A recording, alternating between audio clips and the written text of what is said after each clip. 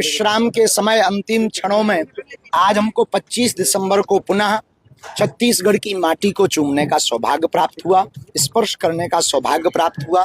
ये हमारे लिए भगवान बागेश्वर बालाजी और चंद्रखुरी मैया, राजीव लोचन भगवान, इन सबकी कृपा है। छत्तीसगढ़ महतारी अद्भुत है, छत्तीसगढ़ के लोग अद्भुत हैं। आज से भिलाई में 5 दिन तक हनुमान चालीसा पर आधारित कथा का आयोजन होगा। 1 दिवसीय दिव्य दरबार वहां लगाया जाएगा। भिलाई एक अद्भुत नगर है, शिक्षा की नगरी है, जो उद्योग जगत की नगरी है, जहां पूरे छत्तीसगढ़ के लोग विद्यार्थी पढ़ने के लिए भी आते हैं। तो वहां पर नए सपने और भारत को भव्य दिव्य बनाने के सपने देखे जाते हैं। उसी भूमि पर 5 दिवसीय हनुमंत कथा हमारे प्रिय वसंती जी एवं वहाँ की हमारी बहना सरोज पांडे जी, उनकी पूरी टीम, श्री राकेश पांडे जी, सब लोग बड़े उत्साह के साथ इस आयोजन को संपन्न करवा रहे हैं, पूरा बागेश्वर मंडल।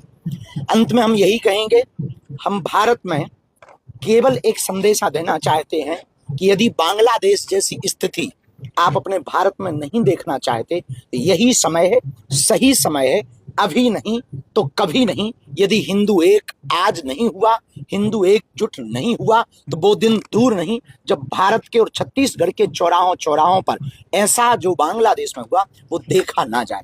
कांकेर की स्थिति पर भी हम कहना चाहेंगे, जो हुआ अच्छा नहीं हुआ, पर हिंदुओं ने एकता दिखाई, उसके लिए समस्त हिंदुओं को साधुवाद, धन्यवाद।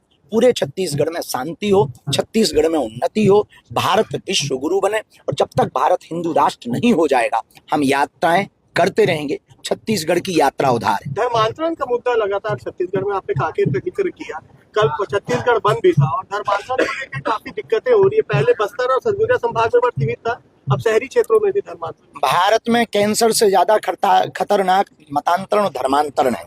इसके लिए समस्त सनातनी और हिंदू परंपरा के लोग कार्य कर रहे हैं, हम भी करेंगे। वह एकजुटता जब तक धर्मांतरण के 3 कारण हैं: अशिक्षा, अंधविश्वास, आर्थिक तंगी। तो जो समृद्ध हिंदू हैं उन्हें तीनों सिद्धांतों से हिंदुओं को पुष्ट करना पड़ेगा। जो बहुत समृद्ध हिंदू हैं, जो निम्न हिंदू जिनकी आर्थिक तंगी है, वो धर्मांतरण के प्रति बहुत जल्दी लालच में आ जाते हैं। अशिक्षा यानी जागृति की आवश्यकता है। अंधविश्वास फैलाकर पूजा पाठ के नाम पर वो लोग मतांतरण करवाते हैं। हम पूजा पाठ के विरोधी नहीं है, हम पूजा पाठ के नाम पर धर्मांतरण के विरोधी हैं।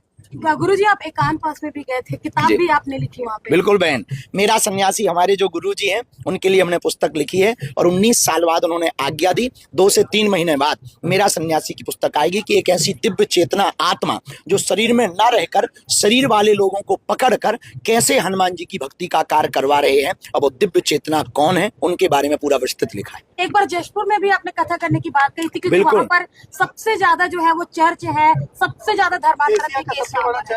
कोई बात नहीं, उसी के सामने कथा करेंगे, उनसे हमें कोई बुराई नहीं है, वो भी घर वापसी कर सकते हैं। और हमने बसंत को आज्ञा दी है कि जो है बहुत ही जल्दी वहां पर जसपुर में हमारी कथा करवाएं।